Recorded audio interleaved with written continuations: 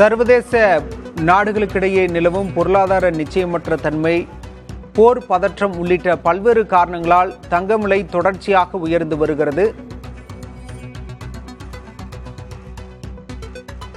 இது பற்றி பேசுவதற்காக நம்மோடு தங்கம் மற்றும் வெள்ளி வியாபாரிகள் சங்க தலைவர் ஜெயந்திலால் சலானி நம்மோடு இணைந்திருக்கிறார். சார் வணக்கம்.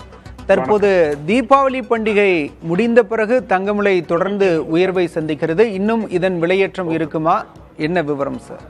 இருக்கும். இது ஏற்கனவே நீங்க சொன்னது போல பல்வேறு காரணங்கள் இப்போ இழந்து விட்டன. அதாவது ஏற்கனவே ஹமாஸுக்கும் இஸ்ரேலுக்கும் ஒரு உடன்படிக்கை ஏற்பட்டு அமைதி நிலவிய சூழ்நிலையில் மீண்டும் ஹமாஸ் மீது இஸ்ரேல் சிறு அளவில் ஒரு மனஸ்தாபம் கொண்டு தாக்குதல் நடத்தக்கூடிய சூழ்நிலை உருவாகியுள்ளது. இது போன்ற காரணங்கள் மற்றும் அமெரிக்க பொருளாதாரம், அமெரிக்க அதிபருடைய சில முடிவுகள் நிச்சயமாக நம்மளுடைய பொருளாதாரத்தை பாதித்து அதன் காரணமாக மீண்டும் ஒரு பெரிய பொருளாதார பாதிப்பு ஏற்படக்கூடிய வாய்ப்புகள் உள்ளது. அதனால் தொடர்ந்து தங்கம் விலை உயர்ந்து வருகிறது. தங்கம் விலை இன்னமும் உயரும்.